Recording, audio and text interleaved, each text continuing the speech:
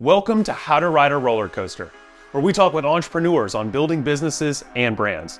Make sure to subscribe to the channel, leave a comment below, and don't forget, smash that like button. Welcome to this episode of How to Ride a Roller Coaster. I'm David Ezell, and today I'm joined by Jamie Dendy. She's the founder of Jamie Dendy Consulting. She believes in really connecting with her clients and identifying their needs in accounting, marketing, and strategy. She tailors services to the specific client versus a one-size-fits-all program. What's going on? Hey, how's it going, David? Glad to be here. It is good. I mean, like we were saying a little bit before we hit record here, I mean, we've known each other for, 25, 30 years now, and it just, always great to connect with people that, it feels like you've known forever. Absolutely. Glad to be here.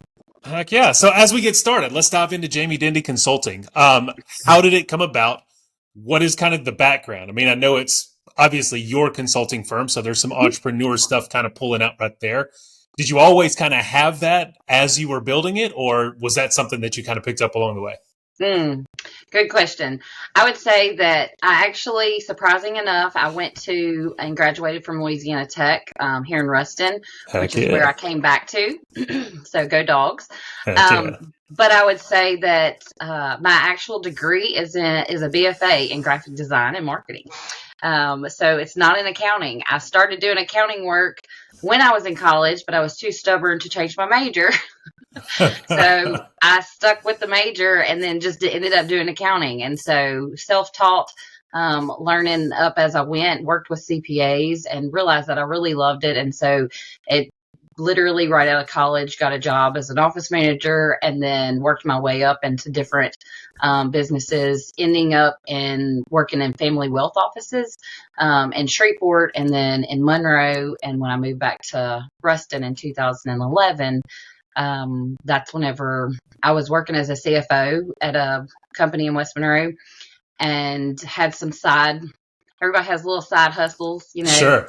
And was charging a little bit of extra money and, would work late hours at night and it worked out. And then once we got married and started having kids, it realized that, hey, you can't do these late nights and things anymore. So I really had to look at it and say, if I could do these few clients that I have and I could turn it into full time, if I could just make what I'm making at my W-2 job, then I'll be happy. And so I figured out what that would be. And in 2017, whenever I had my first son, that's how Jamie Dendy, but actually I'll give the quick story of the business name is helping businesses from the ground up. That's the tagline. And that comes from the song From the Ground Up by Dan and Shay. My husband chose that song for our wedding. It was the theme of our wedding. And then it became the theme of our family and the theme of my business and helping. And so it's all kind of tied in together. Sounds like it was meant to be then. It was for sure meant to be. Absolutely. It was divine by God. And I would say that in all of that, it has been a journey over the last 7 years since I started the business. So, yeah, and making that jump, that's kind of what you see and listen to whenever people have their full-time job during the day, but they're also kind of doing their side hustle at night or when they have that extra time. That's always kind of that rule of thumb. It's like when you can make as much on your side hustle as you're doing during the day, maybe that's when it's the good time to jump. So, I think you're spot on with that. What were some of those biggest hurdles? Like, so whenever that time came, had your son, and it's like, well, this is the time. I think we're gonna do it and jump. Was it kind of a toe in, or were you just like, no, next day, open the door, business name, here we go? So funny story behind that is actually I ended up February of 2022. I'm Dave Ramsey-ish. And so I was following his, kind of learning and getting debt free and everything. And he had a personality, Christy Wright, that worked for him. And she had written a book called Business Boutique that came out in February of 22. My son was born in February of 2017. And my son was born in May of 2017. So while I was on maternity leave, I read the book. And it was about becoming an entrepreneur and starting your own business and turning your side hustle into the legit, full-time gig. And so I decided to take the leap, and we had the conversations and looked at the pros and cons. And lo and behold, I put my 2 weeks notice in while I was on maternity leave. Wow. Only to have my boss tell me no. I was like, wait, hold on. So I ended up continuing to work for him for another year while I grew my business with his blessing, basically. And so I was half in, half out. I was working 20 hours for them and 20 hours in my business trying to grow it. And a year later, in July of 2018, he came to me and said, I really need 40 hours. I found a replacement for you. So I think it's time for you to spread your wings and fly. And I was like, hold up, I'm not ready. Right. I'm still building that nest. I'm still building it. I had the toe halfway in and he pushed me out. It was like sink or swim time. So that was really scary because I had a plan. And I think that's one of those things that in the entrepreneurial journey that I've talked with other business owners and people, I would say that the number one thing that I can tell you that I have seen is that if you don't have a backup plan, 99% of the time you're gonna succeed. If you have a backup plan, and like you said, you're gonna have a toe in and you're not fully committed to it, it's so much easier to back up and be like, oh, I got this to fall back on, so I'm not all in. And so that was him pushing me to do that is what helped me rocket off on it and say, all right, we're doing this.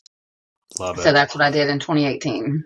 And so are the majority of your client base now, are they in that same kind of boat, like entrepreneur, small business, growing business, or is it a certain vertical, certain business size? Some of them, yes, we do have, because we do say, we help businesses from the ground up. So we have businesses that people that come to us and say, hey, I have a business idea. We've helped people, that have started a product and needed to get patents and things. So from literally the start of it, and we help them get their LLC set up and their EIN and all of their tax accounts and stuff. Go through the whole process. If it's, retail store and what point of sale and what credit card merchant and where you're going to go and licenses and permits and all this stuff. But we also work with, $10 million, $20 million companies that have been around for, 10, 20, 30 years. And so there's just a plethora. I always tell people, I'm like, that's why we say we customize it. We don't have like a price sheet of like, this is how much it costs, because we customize it to each individual business based off of where they're at so that we can meet them there and help them go up from there. So let's talk about now. What are some of, you've been in business for 7 years now. So what are some of those hurdles now? Is it growing? Is it as you grow your business and you bring other people in, training them? Is it how to get the word out about your services? I mean, what are some of those hurdles? Because I know that they're different than day one, but what are some of those hurdles now? Oh, absolutely. When I look back and I say, okay, where I'm at today is where I wanted to be 5 years ago. Yeah. And where You're I'm almost at, thankful for the hurdles now. It's like, yes, give me that one. Give me a cash flow problem. Give me that one. Yeah. Exactly. And I'm like, where I want to be 5 years from now, I'm hoping to be there sooner, based off of, so that goes and plays into the strategy of it. And I would say that it took me a really long time, and this is being completely vulnerable and honest and saying, I'm really good at giving advice to other people. And telling them what to do and how to do. And, but when it came down to it of like, okay, I can't scale. I'm telling people how to scale. I'm telling people how to level their businesses up. And I'm sitting back here being all, imposter syndrome. I don't know if I want to do this. And lizard brain. Yep. Oh, the sacrifices and all the things. And I was just like, okay. And I finally had a friend of mine who is also a client. And she said, one day we had a heart to heart and she was like, all right, girl. She's like, it's time to put your big girl panties on. She was like, you give us this advice, you need to start taking your own damn advice. That's it. And I was like, okay. And so that was the point, because I had yet to hire any employees. I had interns, I had, people that would help here and there, but it was 100% me. And when I was, up working from home, I had another son and during COVID, and working till 2, 3 o'clock in the morning and trying to, do all of the things and be mom and it was a lot. And so taking it to the next step and finally hiring someone in 2021. And then I think it was 2021 that whenever I started running payroll and actually doing payroll and not doing contract labor. That was a big step. That was a scary step because, I've been doing payroll and taxes and things for people for years. And so to turn around and start doing it on my own and making sure that I was doing it correctly. Yeah. And I would say as far as the hiring, or the biggest hurdle would be the hiring. Finding the right people, finding everybody has a hiring problem, they think. Everybody. But it's one of those things that majority of the time, when I have conversations with clients and they're struggling with HR and they're struggling with, I can't get good help. And they're like, I can't afford to pay $12, $18, $20 an hour for a $10 to $12 an hour position.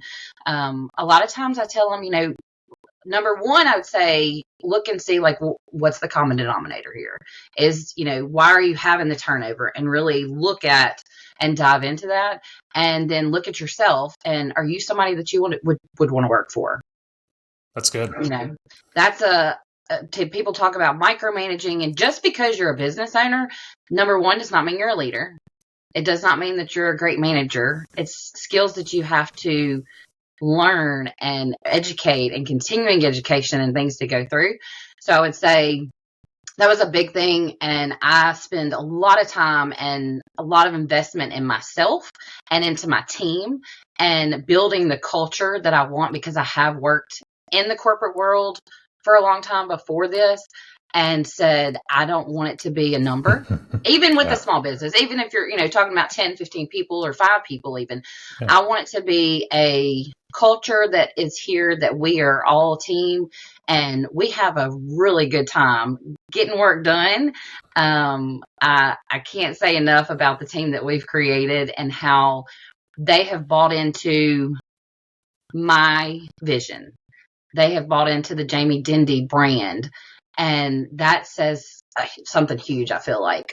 So if you can get your employees to buy into and understand what makes them tick, and it's not always about the money. It's not always about the money.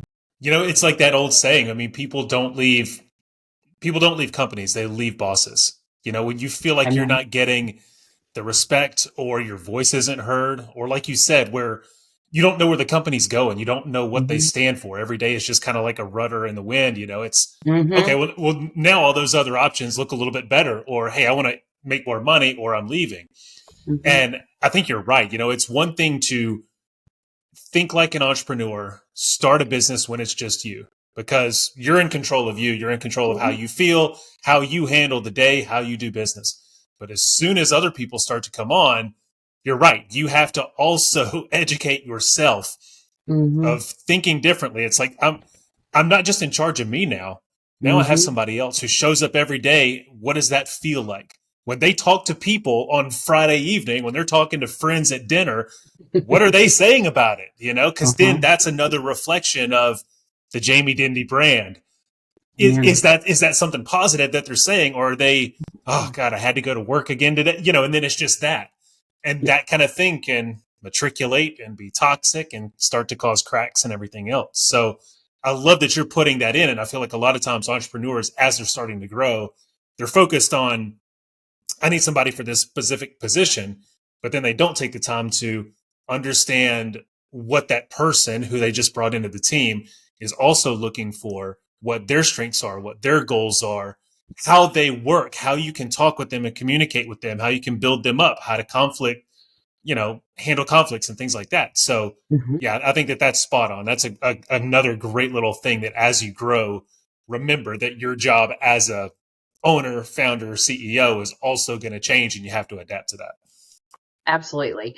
And I would just add to that as well, we have weekly meetings, and we, talk about strengths and weaknesses, and are constantly, when I hire based off of, I wouldn't say it's not all about skill, because a lot of things can be taught and trained.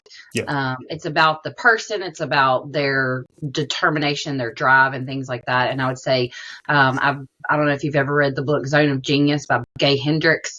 I have not. I'll check that one out. It's something the girls hear me say all the time whenever I'm like, I understand that you may not like doing sales taxes. It's not something, they're not everything in your job description is something that you're going to love. But whenever we break it down and we look at when we're distributing out work and different things, what are the strengths and weaknesses of your employees? And is it in their zone of genius? And so that's why I ask them all the time, is this in your zone of genius? And they're like, And I'm like, okay, but if it's not, then let's delegate to somebody else.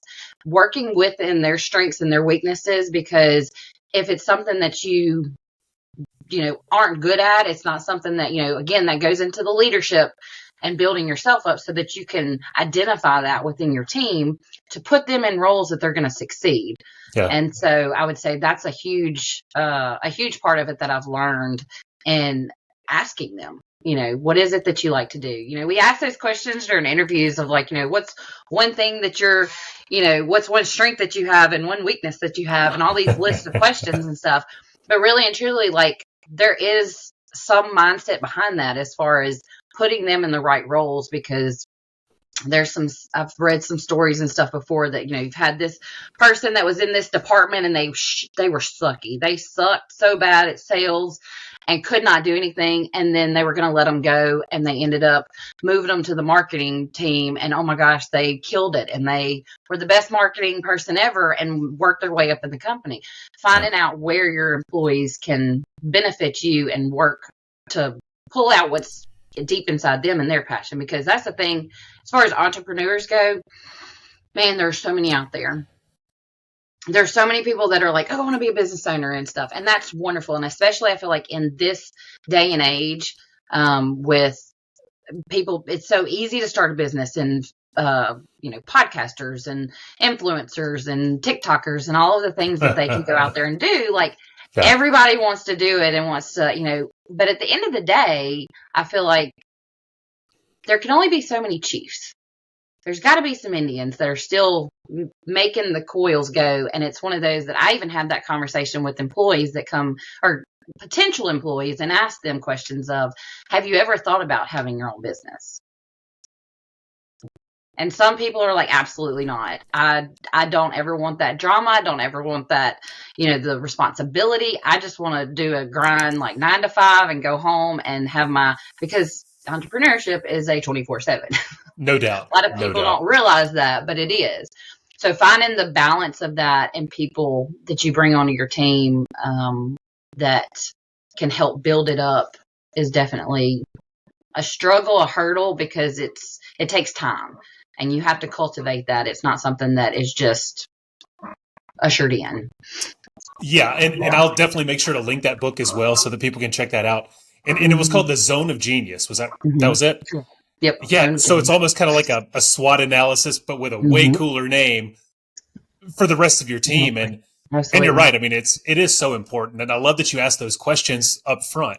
And you ask, hey, would you ever want to be a small business owner or an entrepreneur? Because if they say yes, I mean, then that opens a whole other kind of, I don't want to say potential, but it opens a whole other, maybe even mode of thinking. If they're thinking that way already, then maybe they would be perfect for like that advisor, strategic type role within the business, because they're already starting to maybe think that way anyway. So what are some, now that you're like, again, 7 years in, what have been some of the bigger wins that you've had? Some of those roller coasters, that go up a little bit. Well, I do want to point out, because my business is a little bit different this goes back to the previous question, just real quick. When in my business, being a consultant, it's a little bit different than if you're talking like retail or something like that. But I'll give you an example of a client that had an employee that had mentioned at one point about wanting to start her own business. Yeah. And she was able to take that employee and mold her and train her and teach her how in the business and raise her up as a leader and as a manager, who then ended up turning around and they started franchising, and she started another location somewhere else. Yeah. And they were able to grow and scale that business. So again, it's the communication and talking to your team and, employees and stuff to try to, again, scale and take things to the next level, if that's a goal and something that you want to do. Absolutely. So, Absolutely. I mean, finding those places where they're happy doing it, it's something that everybody is good at. Because, like you said, I mean, if you're spending 70% of your time in things that don't fire you up, don't get you excited, then that starts to wear on you. It starts to become more of that grind. But if you can find that zone of genius, then you can really kind of put your stamp on it. That's where you shine. You're excited by it. You get a cup of coffee and you're diving in head first and excited.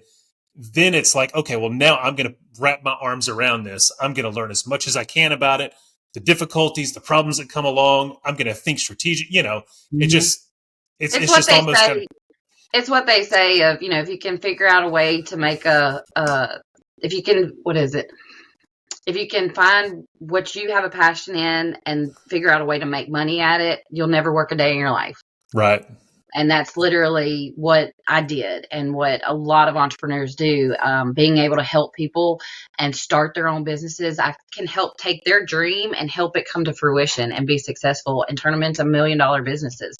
And something that not everybody can do. And it's something I've got 20 something years experience of now, that I've seen the ups and downs. And so to go back to your question of what are some of the wins that I've had over the time, I would say the biggest first was getting this office and taking that next step. There's I feel like in the business roller coaster, okay, we're going to go to that because it is literally that.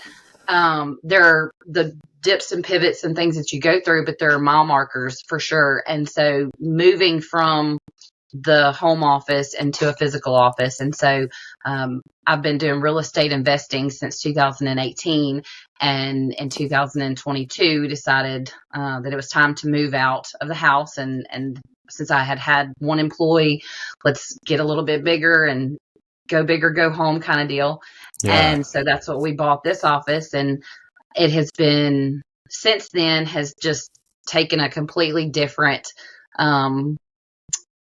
road, I would say, because I look back at where I was from home during COVID. Obviously, I would say the biggest thing with everything going virtual, it allowed me to extend my reach out. I was doing a lot of webinars and a lot of trainings and a lot of, Zoom calls all day, every day, and started doing Facebook Lives and finding people that were in Virginia and California and Texas and places that I never would have dreamed, because I was just doing, the local little businesses and boutiques and restaurants and stuff.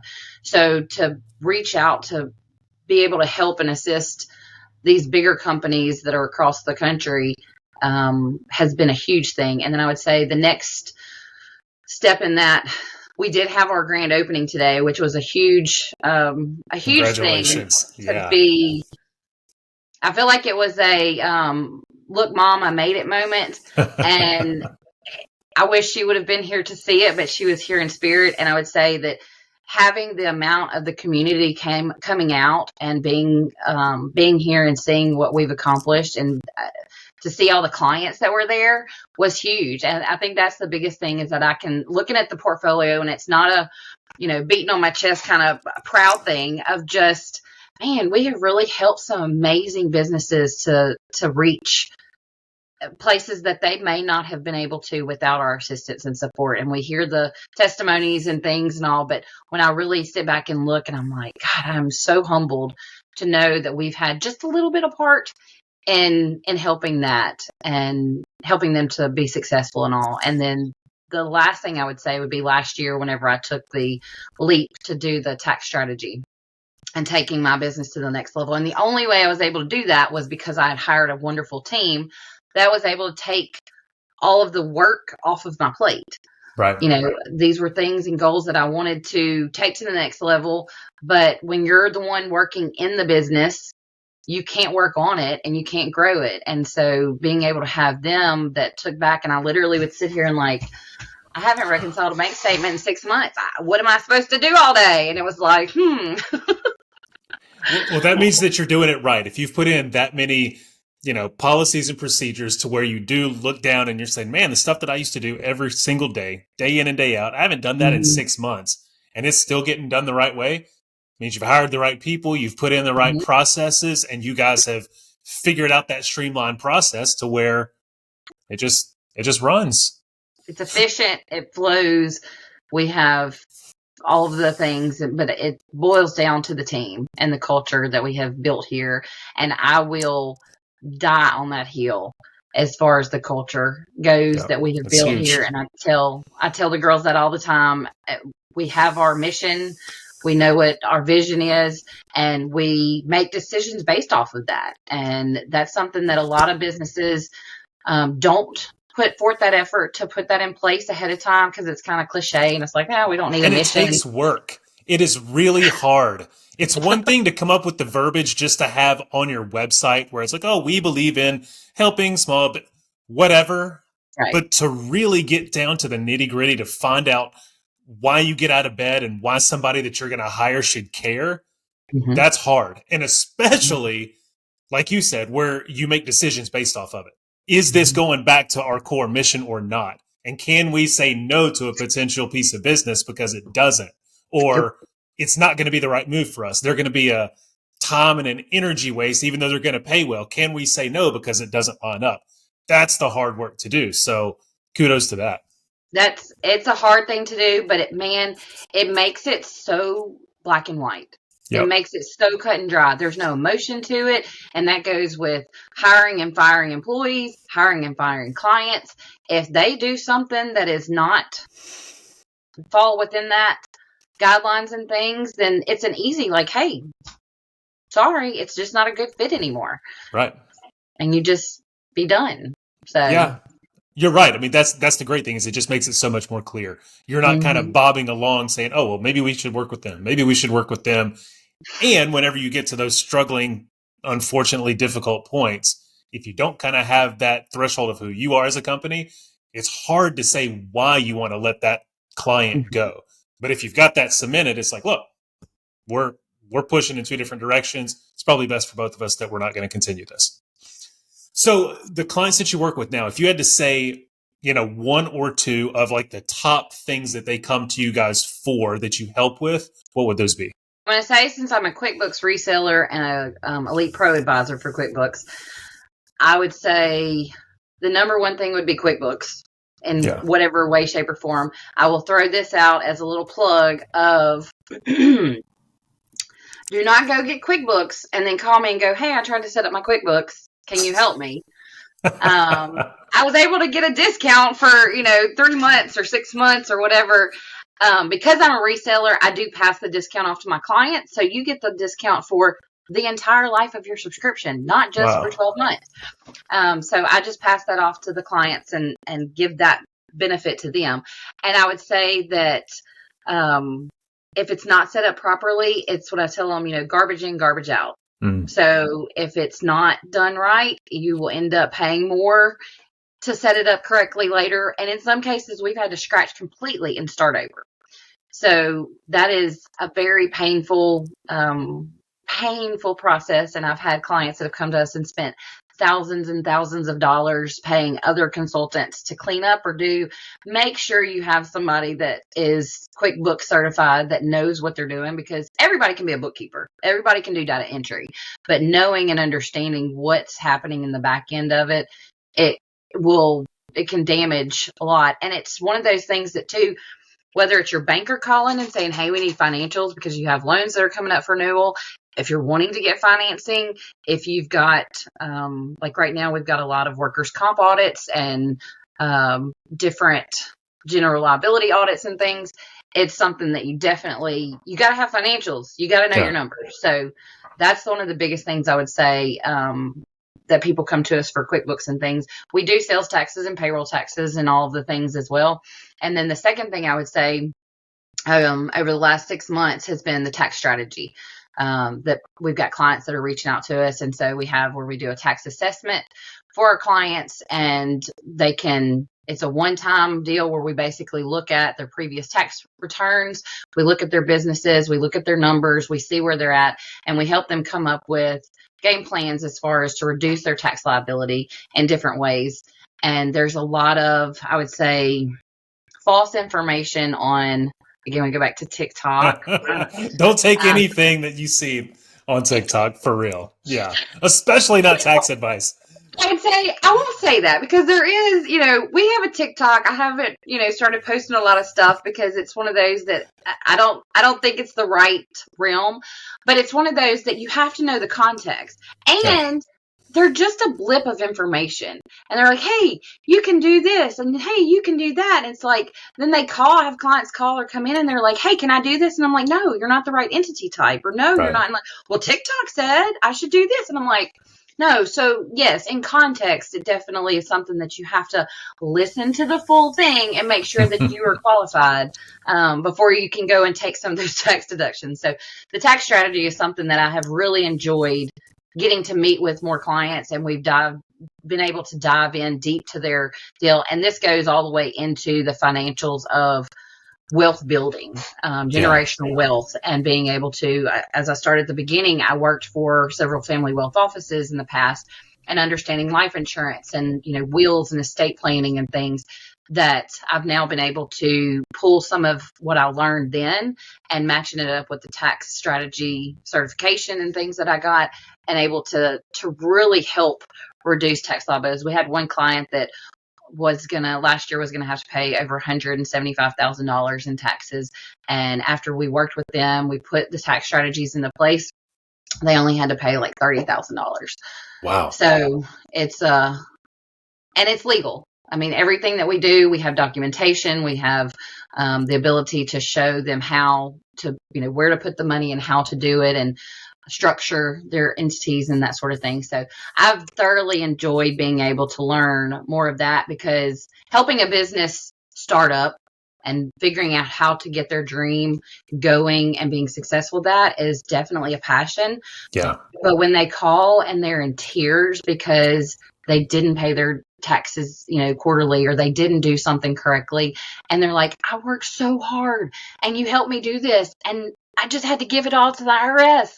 And I'm miserable. Like, what am I working so hard and sacrificing for? And I'm like, okay. And so now I have ways that I can help them to reduce that. And they actually can enjoy it and be, happy about it, because they know that they have a plan in place. Yep. I mean, that's, like I said, we were talking before we started the show tonight. I mean, I feel like, especially from an entrepreneur, as you're growing your business standpoint, that is something. And I've looked all over. I mean, because everybody is either, we only do your taxes or something else. It is so hard to find somebody who's an advisor, who's a consultant, who you can ask questions to and can help you figure out cash flow, what you need to look for, how you need to do things, how you need to think about what it is that you're doing.